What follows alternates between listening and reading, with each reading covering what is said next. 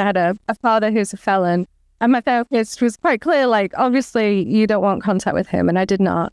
But he had helped me work with my dad's stuff as well by having me kind of engage in imagination, like, well, if my dad was here, what would I say to him? And that was like a very revealing answer for me. You know, I kind of discovered that I was actually carrying really deep wounds about my dad's abandonment and his behavior.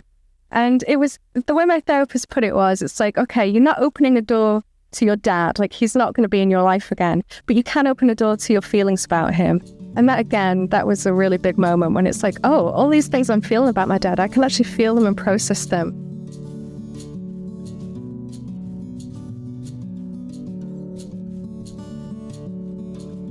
Today we have a really special guest on our show. Her name is Sacha Mardou, and she is the author of this book, Past Tense. And you can see I've got all these Post-it notes in it because I read this book in about 2 hours because, well, one, it's awesome, and two, it's a graphic novel, so it's not as dense as it looks.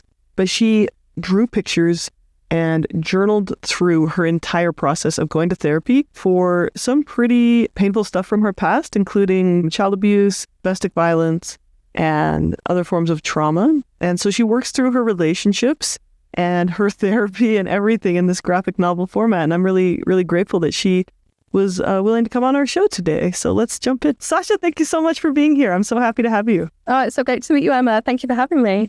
Okay, so I love just jumping in. First off, I read your book in like a day and a half when your publisher sent it to me. I loved it. Absolutely loved it. And it tells about how you worked through difficult past in therapy, right? Yeah, that's right. But it has pictures. I'm just going to show my audience. It has pictures. It's a graphic novel. Yeah, it's fully illustrated. And it kind of originated in online comics. I'd make like short comics about the therapy process, and it snowballed into a memoir of like the full 3-year therapy process and all the family history that went into it. So yeah, I love that. I loved reading from your lens what it was to be like, oh, maybe something's not right. What am I going to do? Trying a few different things, ending up in therapy, having a great therapist, trying another therapist, going back to both. I mean, integrating different types of therapy and doing your own reading and everything. I loved reading about your process of like growth and healing. So beautiful. Can you take us back to the beginning a little bit of what was going on in your life that led you to choose to go to therapy? Sure. So as people can tell, I've got an English accent. So I grew up in England. And I moved to America when I was 30 to marry my person. And we had a kid together. And so when I hit 40, life was really wonderful on the surface, but I was just taken over by constant anxiety and dread. And I had no idea why, because life was so good.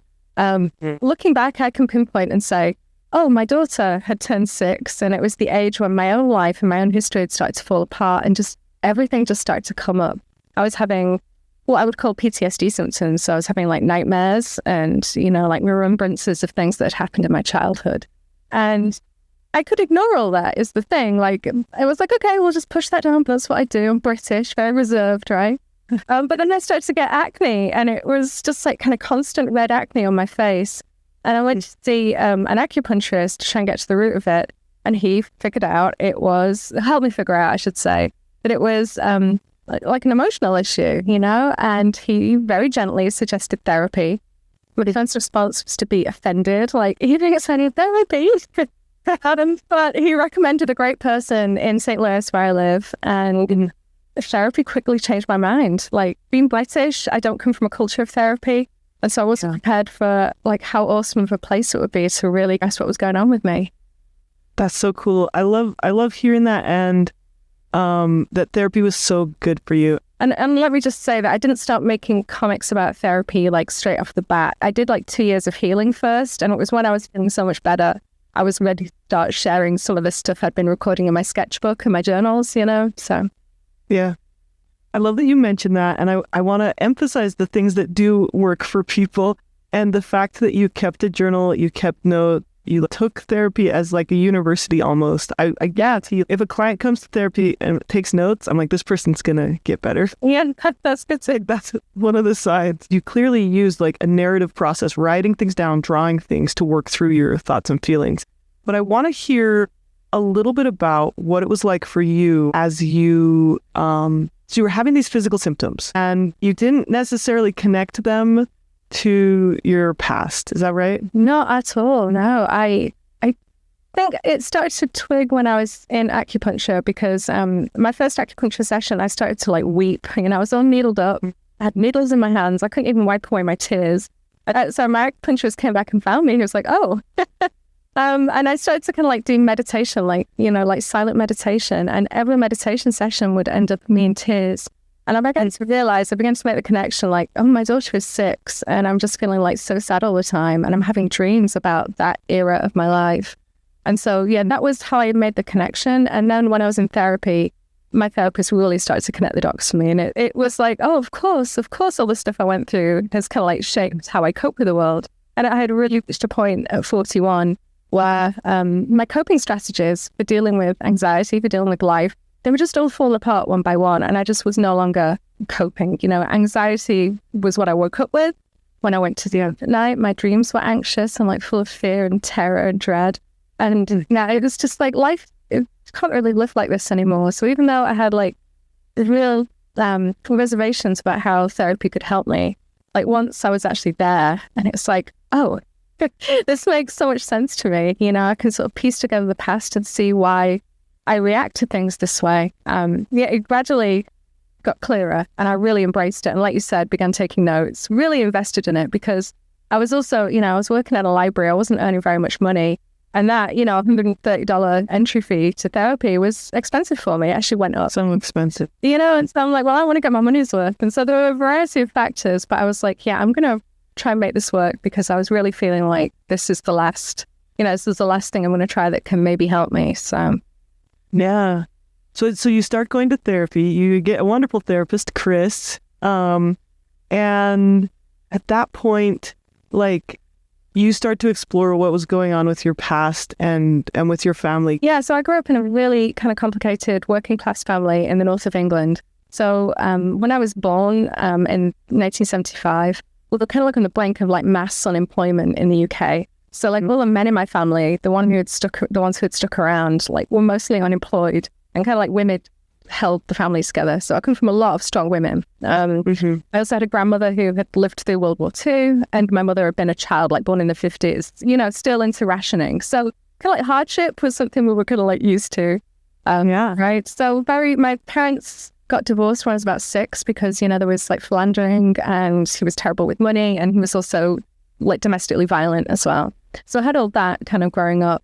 And then I went on to have a very, very complicated step-family arrangement, which I can explain or not, just like readers, like when they read the book, they'll see. But I ended up with a step-sibling and 2 step-siblings. One of whom was a little bit abusive to me, and I can kind of go into that as well.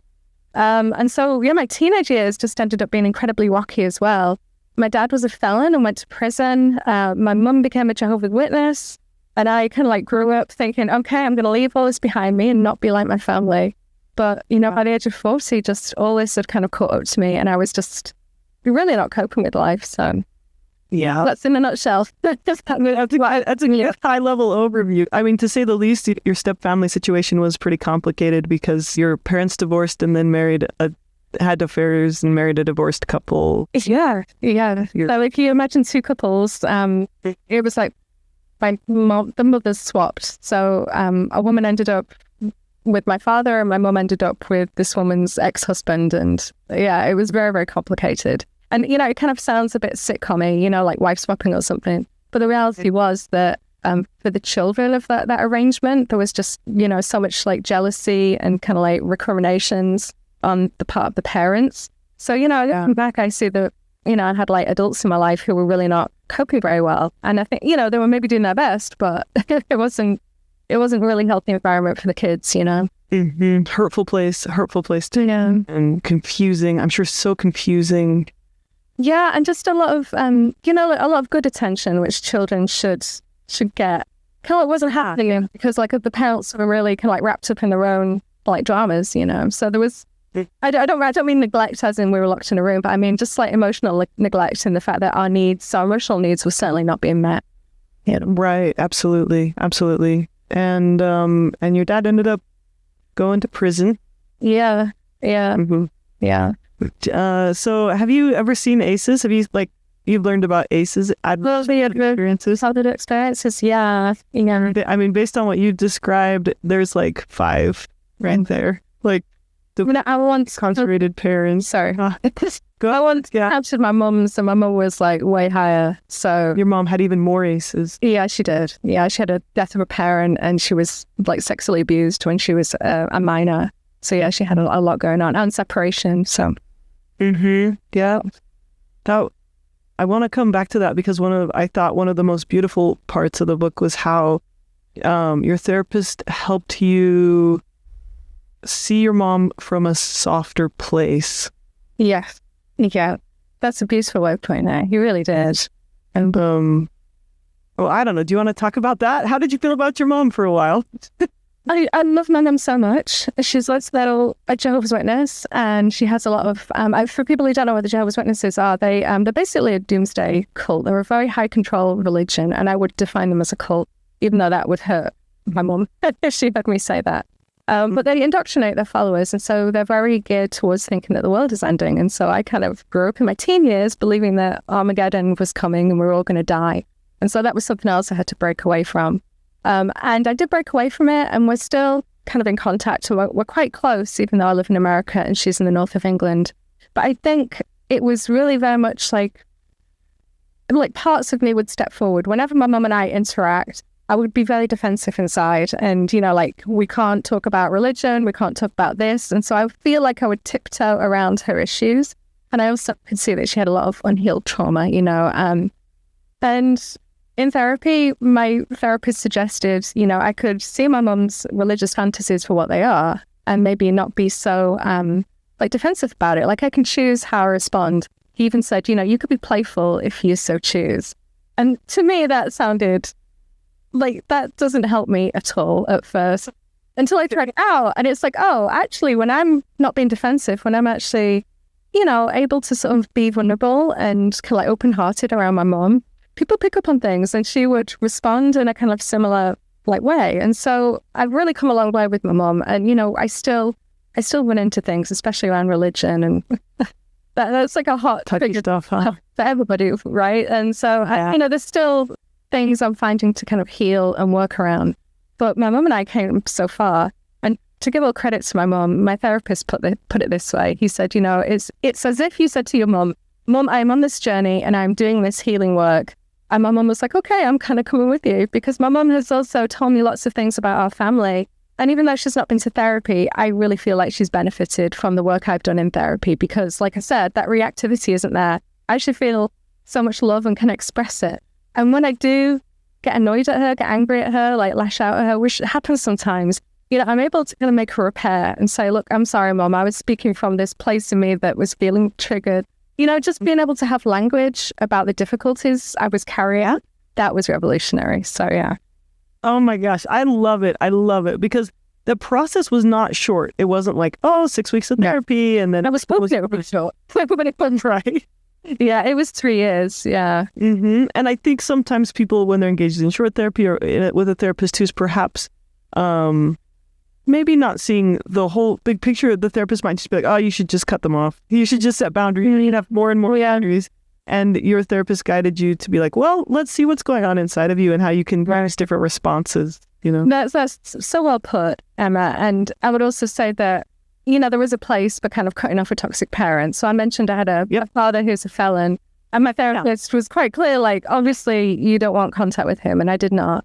But he had helped me work with my dad's stuff as well by having me kind of engage in imagination, well, if my dad was here, what would I say to him? And that was a very revealing answer for me. I kind of discovered that I was actually carrying really deep wounds about my dad's abandonment and his behavior. And it was, the way my therapist put it was, it's like, okay, you're not opening a door to your dad. He's not going to be in your life again, but you can open a door to your feelings about him. And that was a really big moment when it's like, oh, all these things I'm feeling about my dad, I can actually feel them and process them. I don't have to, exile those as well, if that makes sense.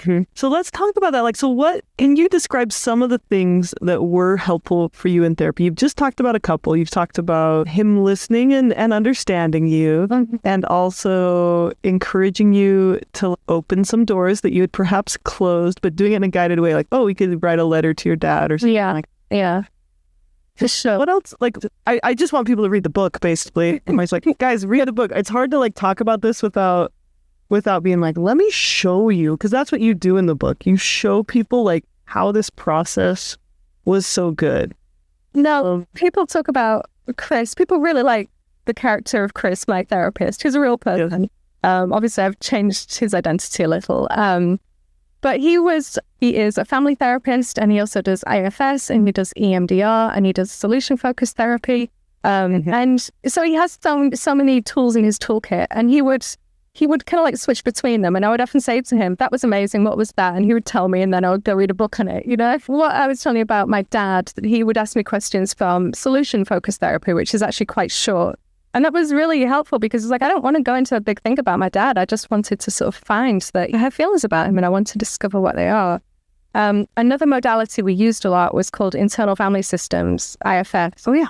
And I loved that because as a creative person, as an artist, my introduction to IFS was I found a book at the library, and it's about drawing your parts. So you basically draw the parts of yourself, and you get to draw yourself. And I can kind of go into it more, but when my therapist first suggested it to me, I thought it sounded terrible. I was kind of raised in a cult and so in my teen youth. And so anything that has different language, it calls things different names. And so in IFS, you have manager parts and firefighter parts. And I was parts of me were shut this down. It sounds kind of culty, and I can't go there. And yet when I actually found this book in it, and I had to go back to my therapist and say, look, that IFS thing you mentioned actually sounds really awesome. And he was thrilled. And so we started doing IFS, so I really appreciated how, like I said, he had lots of different tools in his toolkit, and I really benefited from that. He also would get me to be very specific and congruent about what I was saying. So if I'd say something vague, he'd say, okay, well, be more specific. Let's really narrow down what you're saying there.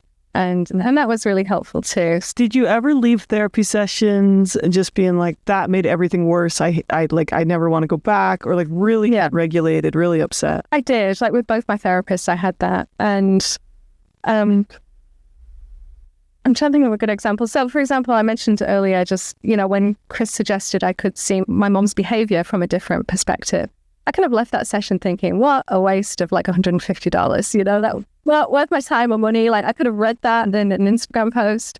There were also times with my female therapist. I went to a female therapist later on, and I feel she saw me very much through the lens of being a kind of mother and a daughter, and she didn't necessarily honor the kind of artist and creative parts of me. So I would kind of leave those sessions going, why did I leave Chris? He saw these other parts of me that she's ignoring. So yeah, I get triggered by them. And one of the things I really learned over the 3 years was that what triggered me was kind of what needed working on, right? And so even though it felt terrible at the time to sort of be all dysregulated and just be feeling, dread and anxiety and anger and all these feelings crashing around of me, it's okay, well that's telling you something, right? That's telling you there is something hurting there. There is something to heal.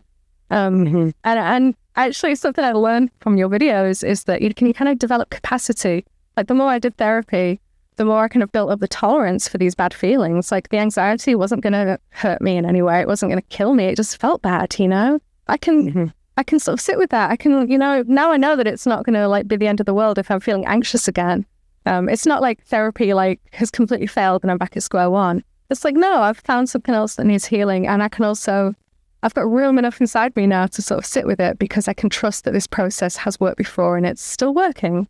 So that was a big mindset. I love hearing that. And it's so interesting. I've been thinking about this a lot lately. The opposite of anxiety, or the solution for anxiety, is not control, it's trust. And I think a lot of times we seek to control anxiety by stuffing it down, by suppressing it, by engaging in rituals, by trying to be perfect, by doing all these control factors. But what you've described is you developed the capacity to trust yourself, you could think about these things or handle these things without losing it. And the interesting, looking at yourself. For sure. The interesting thing, especially using IFS therapy, which is where you take a single part of yourself, like whatever it is you're feeling, it's like, okay, I'm going to get to know this. I'm really going to focus on it and like listen to what it wants to tell me. And many times I would like be in the middle like of an anxiety attack. And when I could like just really tune into it and listen to it, it would become something else. It's like I'm feeling like really, really sad, or, you know, I'm feeling kind of like angry and I don't feel like I can express it. So the anxiety was never something like we directly addressed in therapy, because it was always like a side effect of what was really going on. Like, yeah, makes sense, you know? Yeah. So could you describe how like you used an IFS lens on that? So I'm familiar with IFS. I've read some IFS. I've done some IFS trainings, but I'm not an IFS primarily practitioner. So yeah. Could you describe like what that would look like? Give me an example, or we could pull one out of your book if you want. Sure. Okay. So in IFS therapy, especially when you're dealing with a therapist, which if you have a lot of like childhood trauma, like I do, I would only recommend like starting IFS with a therapist, because it can really bring up a lot that if you're not ready to handle, it can just make everything worse. And so in my book, I will also show a little bit of how I did IFS like on my own using like guided meditations, but that was kind of like a bit more like advanced level. So to begin with, you sit with a therapist and you close your eyes, and your therapist will basically like ask you a question like, oh, so what's here for you right now? And you will find what you're feeling, and you'll kind of like focus on it. You kind of like notice where you feel it in your body, and you ask it a series of questions. So this feeling, you might ask like, when did I first notice it? Or how old does this part feel? And you get answers to that question. Like I got answers to that question. Often like a memory would come up, and it's like, okay, when I feel this way, it's connected to a memory of a time in my life when I didn't feel safe. And so I think, well, for example, like feeling like really kind of anxious and feeling like I couldn't speak, you know. And when I got close to that part, I remembered I was in a car accident when I was 11. I was hit by a car. My mum came to the scene of the accident, and she rode with me in the ambulance. And as she was riding with me in the ambulance, I could see how scared my mum was. And so in that moment, like a part of me took over. It's like, can't scare my mum, like she's terrified. And so even though I'm the one with a broken leg and I'm in shock and I'm experiencing a physical trauma, I also feel this sense of responsibility for how my mum is feeling. So I'm telling her like, I'm okay, mum, it's okay, I'm fine, you know? But like years later, the energy of that has metamorphosized into a part of me that feels like I can't speak up for like how I'm really feeling, you know, and I'm feeling really anxious about it. So IFS is kind of a little bit magical in a way, that it will kind of connect what you're feeling in your body or what sensations you're having or what thoughts you're having with kind of like childhood memories. And once you kind of bring those into the open, your therapist can guide you to kind of unburden them. And it is a little bit magical, because it's like you still have the memory of what happened, you're still fully conscious of it, and yet you relate to it in the same way. So when I look back on that accident and how I responded to like my mum's fear in that moment, I just feel like so much tenderness and compassion. I don't feel like it's this awful memory that has to be locked in a basement. Like, don't ever go there. That freaks me out. You know, so IFS really helps you respond to yourself in a completely different way. And it's a loving way. And that to me it just brings so much joy to life, you know, when suddenly you're feeling compassion inside for yourself instead of anxiety and self-criticism, you know. It's a different paradigm. Yeah. Ooh. And so as you did IFS, like with that situation, how did that help you heal or act differently in the present moment instead of simply going back? Because I think the pop psychology on TikTok is like, the reason you feel anxious is because your mom did this thing in the ambulance when you were 11 and now you have trauma and it's never going away. And it's like, but what you're describing is different from, it's like here in the present moment, you're interacting with the part of you that was there. Yeah. Describe that? I can. Okay. So IFS therapy, it describes parts of us, like parts that protect us, parts that carry shame or trauma, whatever it is. So we have all these parts and everybody has them, but we also have a self. So we have like an authentic self, which trauma can't seem to eradicate. And you know that you're in a state of self, like authentic self, when you are feeling kind of compassion or curiosity, confidence, clarity about what happened. all these C words the founder of IFS, Richard Schwartz, noticed in his clients when they got to this state of like calm, compassionate, self-advocacy. So he calls that self with a capital S. And I do, having experienced self like over and over in therapy sessions, you're feeling like this terrible thing that happened to you and it's back, and it is potentially very traumatizing. But then you're also being invited for the energy of that part to sort of meet the energy of your true, like now grown up self, which can be very loving. And especially, if you've ever had a kid, and just that sort of natural love you feel towards that child, you can turn that energy towards yourself. And so IFS kind of like trains you and teaches you to kind of find your own self and just like love yourself with it. And it's very difficult to do at first, which is again why I recommend you only do this with a therapist until you've done a bit of healing. Because I think at first I really did rely on my therapist to be the one who was kind of calm and compassionate and holding that space open for me. And I really lent on that at first. But I gradually got more and more used to like, oh yeah, this is a part of me, but it's not all of me. And that is something that I still utilize IFS therapy, even though I'm not in it, because, parts of me come up all the time. I'll look at an Instagram post and a mean comment triggers me. And it's like, okay, a part of me is kind of offended by that. And yeah, that's not all of it. I've still got this self I can rely on. And the big self for me thinks, it doesn't matter. So yeah, it's a really incredible toolkit that IFS therapy has sort of given me, because I've got a new way of thinking about my triggers, and my phobias, anything that kind of comes up. I've got like a way to deal with it now that I didn't have with therapy. Well, one of the things I noticed from your book and from talking with you is that you were really dogged, like you were really tenacious in like seeking healing.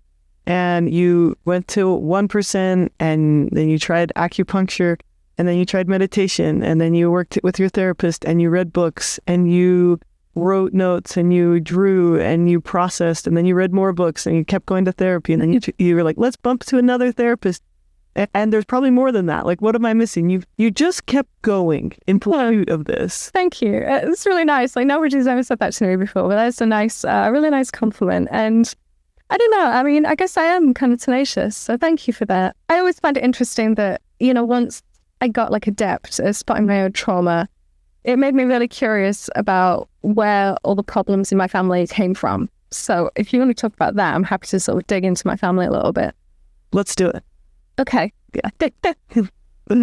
Yeah. Tell us about your family. Okay. So when I got really adept at sort of recognizing what was going on in me and how my childhood had kind of like influenced, my coping strategies, and how I didn't have to do things in this same way. I could switch things up. I could try new things. I could speak for my vulnerabilities. I could try all these other things. It made me really curious about why my family was like that growing up. And, I've already mentioned that my grandmother lived through World War II. She lived in an area of England that was like heavily bombed. She lost her husband. She lost her brother.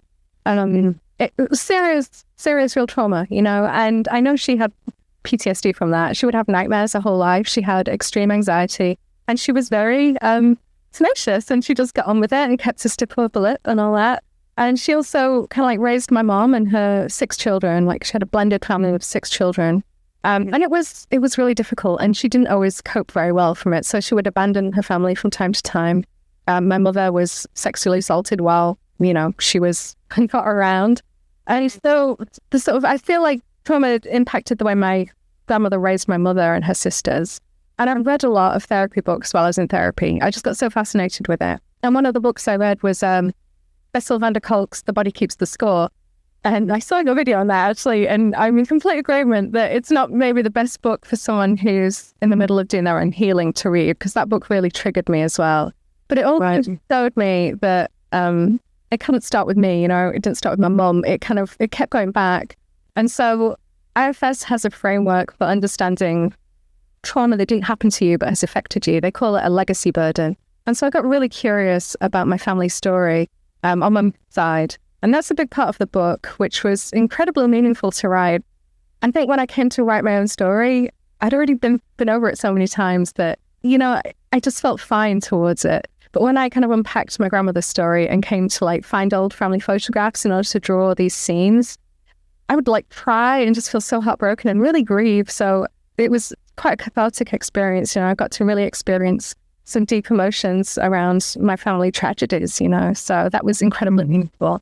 And I think it's an important part of the book to share, because if you look at the world around us, I think we're all dealing with traumatic legacies. Everybody in Europe and Japan, for example, they underwent bombings and fire bombings. And, this is like my grandparents' generation. So my daughter will be my great-grandparents' generation. So I feel like these family stories are for us to find and sort of like recognize, like, how have they influenced my family? Like, what have they done to me? What did this trauma do to my parents' parenting? I found these were like really valuable questions. Can you identify what it is about you that decided, that had enough hope to think, I can do things differently for my own family instead of repeating the same cycles? Because you're a chain breaker, right? Like, you took this legacy of trauma and you said, it stops with me. Like, it's not getting passed on to my daughter. Wow, that's a really powerful question. And it's something my female therapist said to me. And she was really wonderful. She kind of pointed out to me that I had like a trauma happened to me at 17. My mum had a trauma happen to her at 17. She was like in a fiery car crash. She had a lot of surgeries afterwards. My grandmother was 17 when World War II broke out. And though my therapist said, yeah, at 17, you, your mother, your grandmother all went through these traumatic experiences. And I was like, wow, that's a coincidence. And she said, no, it's not a coincidence. We call it a legacy burden in IFS. And yeah, she said, the work you're doing now is what breaks the chain of transmission. So you're not going to pass this on to your daughter. And that was the motivator. It's like, oh yeah, I don't want to kind of like pass this on to my daughter. And I knew that it wasn't as if like I was going to like traumatize my kid, but it was just like all the unhealed energy and actions that are kind of unconscious that might make my daughter one day need therapy because of me. It's like, okay, I can intervene there and kind of change that course. So hopefully. Right. It's interesting because I worked with a family in residential treatment. I was working with the daughter, and the mother was very like aggressive. Like, she would just express a lot of anger. She would express a lot of anxiety. She would express a lot of love. She was just very, very expressive. And she said, well, I think it's better to be this way than to be the other way. And her mom had been like an icebox, like never expressed love, never expressed anger, never expressed care. So she, out of her hurt, pendulumed over to the other side of like, well, I'm going to just say everything. And then her daughter pendulum to the other side of like, I'm going to shut down and like never say anything and like try and be perfect. Right. Right. Like unintentionally, when we don't do the work to try and sit with our stuff and heal our wound, then we can unintentionally kind of pass on various dynamics. And we all want the best for our kids. So I got from reading Virginia Satir, who is called the mother of family therapy. And her books are so readable for a general audience. So I do recommend them, even though they're kind of old now. But she talks about like open family systems, open family communication systems versus closed family communication systems. And when I read that, it really resonated with me because I recognized how I'd grown up in a closed family system where we had this religion that could only be the right way and anything else was apostasy. I had a mother who was sitting on a lot of trauma, who didn't really feel like she could talk about it, or she couldn't criticize her mother who'd kind of traumatized her. And like, I didn't feel like I could like speak up. When I give the example of me in the ambulance and my mom, it's like, I need to like protect her feelings by not being in pain, right? And realizing that you can move to an open communication system where when things are going wrong, you can speak up and go, hey, this isn't working for me. Can we try something different? Or like people can like voice dissent and it's not the end of the world. It's like, oh, you feel differently to me. That's okay. Like, how can we work together? So it gave me this framework for like, oh, okay, I was raised a certain way, but I don't have to continue living in that box. We can have an open system. And so my daughter now, I actually kind of take delight when she's a little bit sassy to me, because the teenage part of me who can never answer my mum back, it's like, yeah, you go, girl. you tell. And I can also laugh about it. And I can also say that to her. And I can also, when I make a mistake with my kid and annoy her or, upset her in some way, she feels like she can like tell me what I did wrong and I can sort of take that on the chin, because everything doesn't kind of like touch my internal wounds anymore. It's like, it's it's a much more relaxed place to be. It's like, yeah, I'm human, I'm going to mess up, and I'm not being super critical on myself. So when I do mess up, we can talk about it. Like, it's not the end of the world, you know?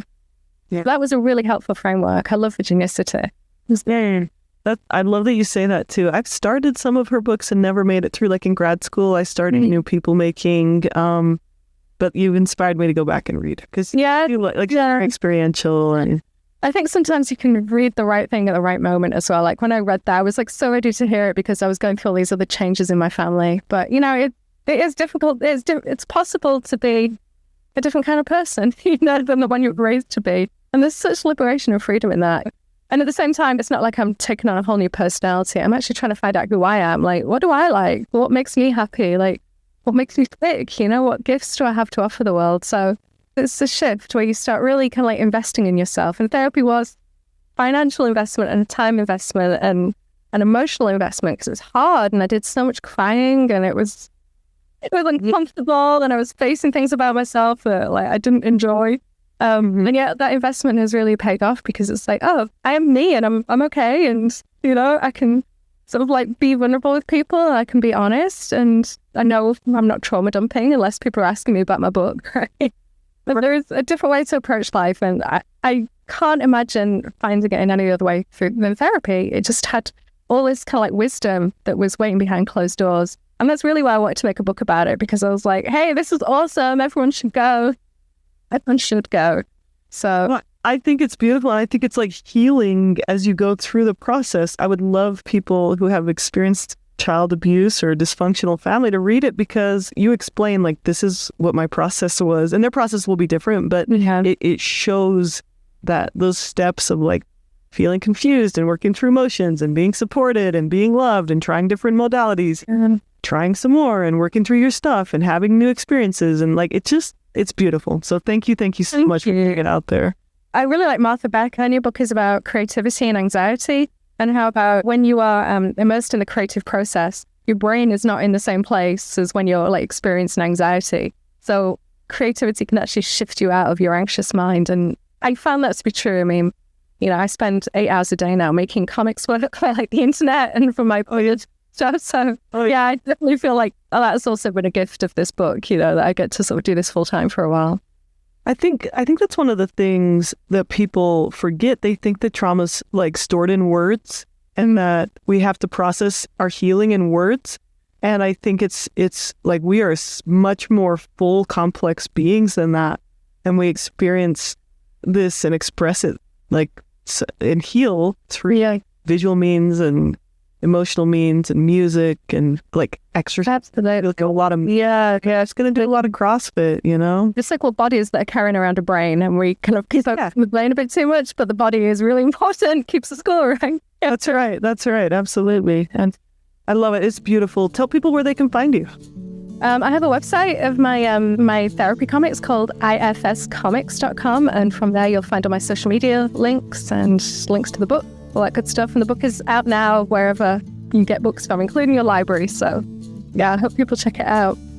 Awesome. Cool. Well, thank you so much for your time. Thanks for sharing my beautiful story. So it's so good to meet you. Hi there. If you found anything in this video helpful, I would really appreciate it if you could give it a thumbs up or share it with someone who could benefit from it today.